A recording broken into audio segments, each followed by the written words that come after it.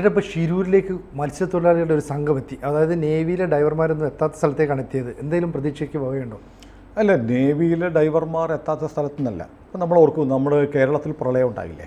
പ്രളയം ഉണ്ടായപ്പോൾ നേവി ഉണ്ടായിരുന്നു, നേവി എയർഫോഴ്സ് എല്ലാം ഇറങ്ങി. ആ കൂട്ടത്തിൽ മത്സ്യത്തൊഴിലാളികളുണ്ടായിരുന്നു. മത്സ്യത്തൊഴിലാളികൾ വലിയ സംഭാവന നൽകിയിട്ടുണ്ട് അവരുടെ വള്ളങ്ങളുമായിട്ടൊക്കെ വന്നിട്ട്.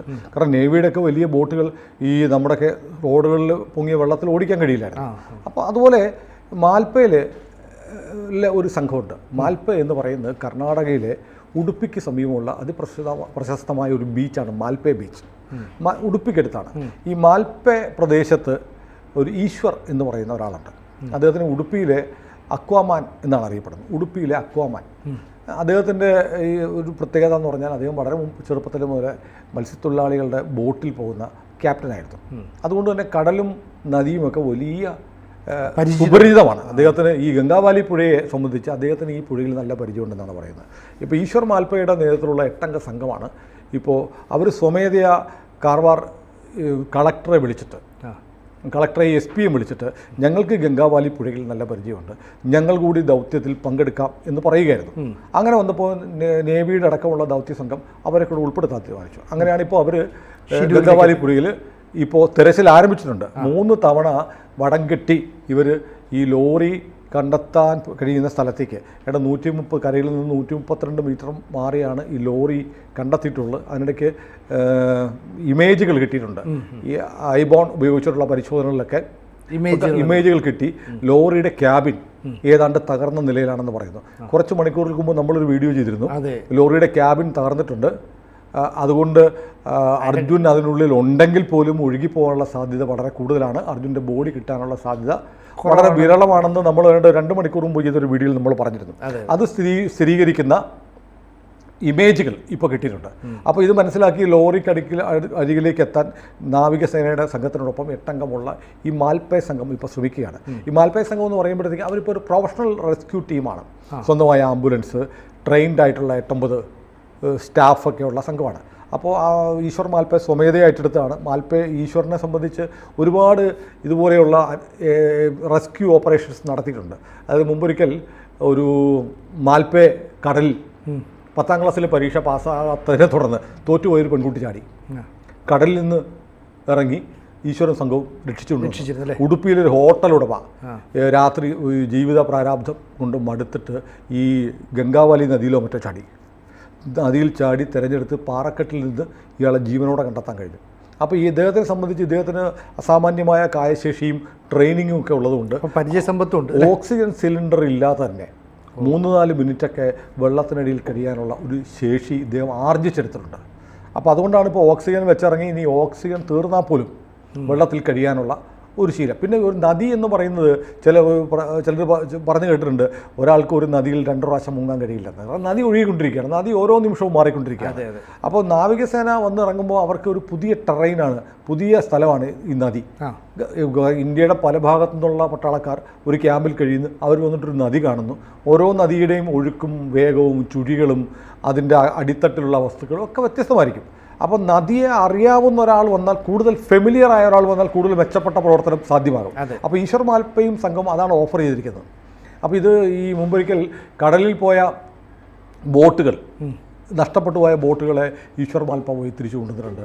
അടുത്തിടെ ഉണ്ടായ ഒരു റെസ്ക്യൂ ഓപ്പറേഷനിടയിൽ ഈ ബോട്ടിൻ്റെ അറയിൽ വീണുപോയ ആളുകളെ രക്ഷിക്കാൻ ശ്രമിക്കുമ്പോൾ അതിനുള്ളിലെ വിഷവാതകം ശ്വസിച്ച് ഈശ്വർ മാൽപ്പെ ബോധരഹിതനായി പോയി മരണത്തിൻ്റെ വക്കോളെത്തി. അപ്പോൾ ഇത് രാപ്പകൽ അദ്ദേഹം ഉടുപ്പിയിൽ താമസിക്കുന്നു. അദ്ദേഹത്തിന് ഈ റെസ്ക്യൂ ഓപ്പറേഷനാണ് അദ്ദേഹത്തിൻ്റെ ഇപ്പോൾ തൊഴിൽ. എവിടെ ഫോണിൽ ഒരു വിളി വന്നാൽ അവിടേക്ക് അദ്ദേഹവും സംഘവും പാഞ്ഞെത്തി രക്ഷാപ്രവർത്തനങ്ങളിൽ ഏർപ്പെടും. ഒരു സ്വകാര്യ റെസ്ക്യൂ ഓപ്പറേഷൻ അല്ലെങ്കിൽ ഫയർഫോഴ്സ് പോലെ ഉള്ള രക്ഷാപ്രവർത്തനം നടത്തുന്ന ഏജൻസിയായിട്ട് മാൽപ്പെ സംഘം മാറിയിട്ടുണ്ട്. അവർ പ്രത്യേക യൂണിഫോമും അവരുടെ ചിഹ്നമൊക്കെയുള്ള ആംബുലൻസും സംവിധാനങ്ങളും വാനും ഒക്കെ അവർക്കുണ്ട്. അപ്പോൾ അത് വളരെ പ്രൊഫഷണലായിട്ട് പ്രവർത്തിക്കുന്ന ഒരു ടീമാണ്. മത്സ്യത്തൊഴിലാളികളാണ് ബേസിക്കലി, എന്നാൽ പോലും പ്രൊഫഷണൽ റെസ്ക്യൂ ടീമാണ് മാൽപ്പെ ടീം. അപ്പോൾ അതിൻ്റെ ക്യാപ്റ്റനാണ്. നിരന്തരം കടലിലും പുഴകളിലും കായലിലും ഒക്കെ ഏതാണ്ട് വലിയ പരിശീലനം കിട്ടിയിട്ടുള്ള വലിയ അനുഭവ സമ്പത്തുള്ള ആളാണ് ഈശ്വർ മാൽപ്പെ. അപ്പോൾ മാൽപ്പെ സംഘം എത്തിയിട്ട് ഈ ലോറി അവരെ ഐഡൻറ്റിഫൈ ചെയ്തു എന്നാണ് ഇപ്പോൾ അവിടെ നിന്ന് ലഭിക്കുന്ന വിവരം. അവർ വടം കെട്ടി ഇറങ്ങി 2 തവണ ഇറങ്ങിയിട്ട് 3ാമത്തെ പ്രാവശ്യം വടം പൊട്ടിപ്പോയി ഒഴുക്കുകൊണ്ട്. എന്നിട്ട് ഈശ്വർ മാൽപ്പെ ഒഴുകിപ്പോയി. അപ്പോൾ ഇവർ മത്സ്യത്തൊഴിലാളികളുടെ ഈ ഡിങ്കി ബോട്ടുകൾക്കൊപ്പം ഈ മത്സ്യത്തൊഴിലാളികളുടെ ഫൈബർ വള്ളങ്ങൾ കൊണ്ടുവന്നിട്ടുണ്ട്, വെള്ള നിറത്തിലുള്ള നമ്മൾ വിഷ്വൽസിൽ കാണാം. ആ വെള്ള വള്ളത്തിലാണ് ഒഴുകുക. അങ്ങനെ പോയി ഈശ്വർ മാൽപ്പയെ രക്ഷപ്പെടുത്തുകയായിരുന്നു. അപ്പോൾ ഏതായാലും രക്ഷാദൗത്യം അതിൻ്റെ ലാസ്റ്റ് സ്റ്റേജിലേക്ക്, അല്ലെങ്കിൽ ഒരു അവസാന നിലയെന്ന നിലയിൽ, ശ്രമം എന്ന നിലയിൽ മത്സ്യത്തൊഴിലാളികളെ കൂടെ ഉൾപ്പെടുത്തി, അതും ഗംഗാവാലി എന്ന് പറയുന്ന ഈ പുഴയെ അറിയാവുന്ന പരിചിതമായ ടീമിനെ കൂടെ ഉൾപ്പെടുത്തിയിട്ട് അതിസാഹസികമായ ഒരു യത്നം നടത്തുകയാണ്. അപ്പോൾ നമ്മൾ നോക്കുമ്പോൾ മൊത്തത്തിൽ മനുഷ്യസാധ്യമായ എല്ലാ ശ്രമങ്ങളും അവിടെ നടക്കുന്നുണ്ട്. ഇപ്പോൾ അർജുൻ മാത്രമല്ല, അർജുൻ ഇപ്പോൾ 10-11 പേര് അവിടെ നഷ്ടപ്പെട്ടു പോയി. നമ്മുടെ അറിഞ്ഞുകൂടാതെ അവിടെ ആരെങ്കിലുമൊക്കെ നിന്നവർ ഒഴുകിപ്പോയിട്ടുണ്ടോ എന്നറിയില്ല. ഏതായാലും ഇപ്പം അർജുനിലെ തന്നെ ഫോക്കസ് ചെയ്താണ് നടക്കുന്ന. ബാക്കിയുള്ളവരെ സംബന്ധിച്ച് ഈ പറഞ്ഞതുപോലെ ഒരു പബ്ലിക് ഒപ്പീനിയൻ ഒന്നും ഉണ്ടായില്ല, ആരൊക്കെ മിസ്സായി എന്നറിയില്ല. അപ്പോൾ ഒരു പൊതുജന അഭിപ്രായം ഒന്നും ഉണ്ടാവാത്ത നിർഭാഗ്യവാന്മാർ ഒഴുകിപ്പോയിട്ടുണ്ടെങ്കിൽ അവർ പോയി. അപ്പോൾ നമുക്ക് ദുഃഖിക്കാനും അവർക്ക് വേണ്ടി 2 തുള്ളി കണ്ണുനീര് ഒഴിക്കാനേ കഴിയുള്ളൂ. ഏതായാലും അർജുനെ കണ്ടെത്താനുള്ള ശ്രമം ലോറി കണ്ടെത്തി. ലോറി ഇപ്പോൾ കേൾക്കുന്നത് നേരത്തെ പറഞ്ഞ പോലെ ലോറി തലകീഴായല്ല മറിഞ്ഞു കിടക്കുന്നത്, നേരെ തന്നെയാണെന്ന് കേൾക്കുന്നു. അതിൻ്റെയൊക്കെ നിജസ്ഥിതി ഈ ഓപ്പറേഷൻ ഫൈനലിൽ ചെയ്യുമ്പോഴേ നമുക്കറിയാൻ കിട്ടും. ലോറി നേരെയാണ് കിടക്കുന്നെങ്കിൽ അതിന് ഉയർത്താനുള്ള വേറൊരു റിസ്ക്കും കൂടിയുണ്ട്. അതിൻ്റെ കാരിയറിൽ മുഴുവൻ മണ്ണ് വന്ന് കിട്ടിയിട്ടുണ്ടാവും.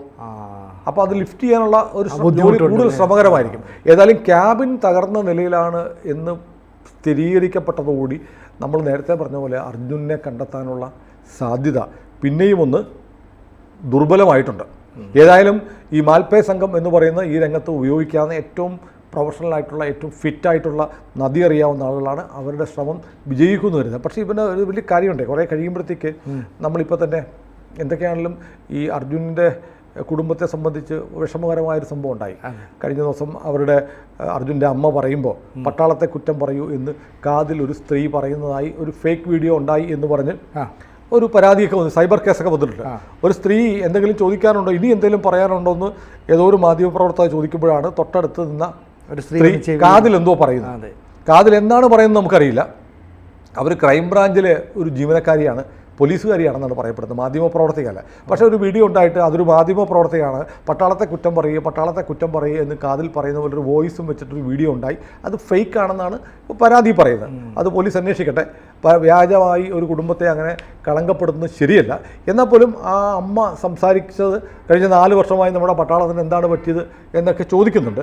അത് ഇവർ മാധ്യമപ്രവർത്തകർ ഈ ചോദ്യം ചോദിച്ചപ്പോൾ ഈ സ്ത്രീ കാതിൽ എന്തോ പറഞ്ഞതിനെ തുടർന്നാണ് ഇങ്ങനെ പറയുന്നത് എന്ന് ആളുകൾക്ക് തോന്നും, സംശയമുണ്ടാവും, സ്വാഭാവികമാണ്. എന്നിരുന്നാലും ഇപ്പോൾ കുടുംബത്തിൽ ഈ അർജുനൻ്റെ ബ്രദറിനിലോ അളിയനൊക്കെ പറയുന്നുണ്ട് ഇതുവരെ നടക്കുന്ന എല്ലാ കാര്യത്തിലും ഞങ്ങൾ തൃപ്തികരമാണെന്ന്. അപ്പോൾ ആപത്തിൽപ്പെട്ടിരിക്കുന്ന, ദുഃഖത്തിൽ കഴിയുന്ന ഒരു കുടുംബത്തെ അപകീർത്തിപ്പെടുത്താനുള്ള ശ്രമങ്ങൾ അപലപനീയമാണെങ്കിൽ തന്നെയും ഇത് മുതലാക്കാൻ ഇത്തരം ക്യാമ്പയിനുകൾ നടത്താൻ ശ്രമിക്കുന്ന ചില കേന്ദ്രങ്ങൾ നമ്മുടെ കേന്ദ്രത്തിലുണ്ട്. ഇനിയിപ്പോൾ പറയാൻ പോകുന്നത് പട്ടാളം വന്നിട്ട് എന്തായി, നേവി വന്നിട്ട് എന്തായി, അവസാനം മത്സ്യത്തൊഴിലാളി വരേണ്ടി വന്നു എന്നൊക്കെ പറയുന്ന ആളുകൾ നമ്മുടെ കേരളത്തിലുണ്ടാവും. അപ്പോൾ ഇത്രയും ദിവസം ഇത് ചെയ്ത ആളുകൾ വെറും മണ്ടന്മാരും പൊട്ടന്മാരും ഒന്നുമല്ല. പട്ടാളത്തിൻ്റെ പണി അറിയാം, നേവിക്ക് നേവിയുടെ പണി അറിയാം. അതുകൊണ്ടാണ് ഇന്ത്യ എന്നുള്ള രാജ്യം ഇങ്ങനെ നിൽക്കുന്നത്. മത്സ്യത്തൊഴിലാളികളുടെ പ്രവർത്തനങ്ങൾ അവർ നാടിൻ്റെ, കേരളത്തിൻ്റെ സൈന്യം എന്ന് പിണറായി വിജയൻ പറഞ്ഞ പോലെ അവർ നമ്മുടെ സമൂഹത്തിൻ്റെ ഭാഗമാണ്, നമ്മുടെ സഹോദരങ്ങളാണ്.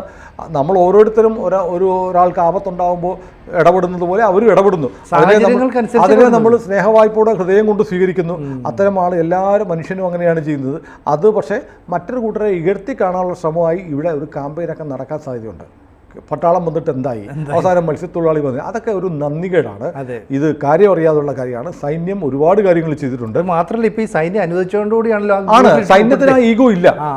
സൈന്യത്തിന് വേണമെങ്കിൽ ഞങ്ങൾ വേറെ ആരും വരാൻ പറ്റില്ല എന്ന് പറഞ്ഞാൽ നടക്കൂല.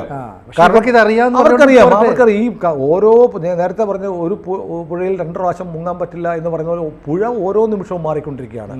ഓരോ സൈനികർ എന്ന് പറഞ്ഞാൽ അവർ പലയിടത്തു നിന്ന് വന്നിട്ടുള്ള, നമ്മൾ നേരത്തെ പറഞ്ഞ പോലെ ആയിട്ടുള്ള ആളുകളാണ്. അവർക്ക് കടലിലെ ഓപ്പറേഷൻസ് ശീലിച്ച ആളുകൾക്ക് ഗംഗാവാലി പോലെയുള്ള ഒരു പുഴയുടെ രീതികളും അതിൻ്റെ ആഴവും ഒഴുക്കും അതിൻ്റെ അടിഭാവം എങ്ങനെയാണെന്നും അറിയാൻ നിവൃത്തിയില്ല. പിന്നെ മാത്രമല്ല ഇപ്പോൾ അവിടെ ഇറങ്ങുന്ന വെള്ളത്തിൻ്റെ നിറം ചുവന്ന നിറമാണ്, ഒരു വിസിബിലിറ്റി ഇല്ലാത്ത വെള്ളമാണ്. അപ്പോൾ ഇങ്ങനെ പല പരാധീനതകളുണ്ട്. അപ്പോൾ ഞാൻ നേരത്തെ നമ്മുടെ 2 മണിക്കൂർ മുമ്പ് ഷൂട്ട് ചെയ്ത വീഡിയോ പറഞ്ഞ പോലെ അന്തർവാഹിനി കൊണ്ടുവന്നുകൂടെ എന്നൊക്കെ ചോദിക്കുന്ന ആളുകൾ നമ്മുടെ നാട്ടിലുണ്ട്. ഏതായാലും അർജുൻ മാത്രമല്ല, അർജുനെ പോലെ പുഴ എടുത്തുകൊണ്ടുപോയ, മണ്ണ് വന്ന് മറച്ചു കളഞ്ഞ ഈ ആളുകളൊക്കെ അവർ മലയാളിയാവട്ടെ കന്നഡിഗരാവട്ടെ നമ്മുടെ സഹോദരങ്ങളാണ്, നമ്മുടെ സഹജീവികളാണ്. അവർക്ക് വേണ്ടിയുള്ള തിരച്ചിൽ ഇനിയും നമ്മൾ തുടരും, അവരെ കണ്ടെത്തും വരെ തുടരും. അവരൊക്കെ നമ്മുടെ വേദനകൾ തന്നെയാണ്. അതെ അതെ, ആ ശ്രമം നമ്മൾ തുടർന്നുകൊണ്ടിരിക്കും. അപ്പോൾ സൈന്യത്തിനൊപ്പം ഇപ്പം മത്സ്യത്തൊഴിലാളികളും മാൽപ്പ സംഘം ഈശ്വർ മാൽപ്പയുടെ നേതൃത്വത്തിലുള്ള ശ്രമം കൂടി വിജയിക്കട്ടെ എന്ന് പറയാം. ഈശ്വർ മാൽപ്പ എന്ന് പറയുന്ന ഈ കഥാപാത്രത്തെ നമ്മുടെ പ്രേക്ഷകർക്കൊന്ന് പരിചയപ്പെടുത്താൻ വേണ്ടിയിട്ടാണ് ഇത്രയും കാര്യങ്ങൾ പറഞ്ഞത്. ഏതായാലും നമുക്ക് ശുഭ വാർത്തയ്ക്കായി കാത്തിരിക്കാം. അതെ, കൂടുതൽ വാർത്തകളും വിശേഷങ്ങളും നിങ്ങളിലേക്ക് എത്താൻ ABC മലയാളം സബ്സ്ക്രൈബ് ചെയ്യുക, ബെൽ ബട്ടണും അമർത്തുക.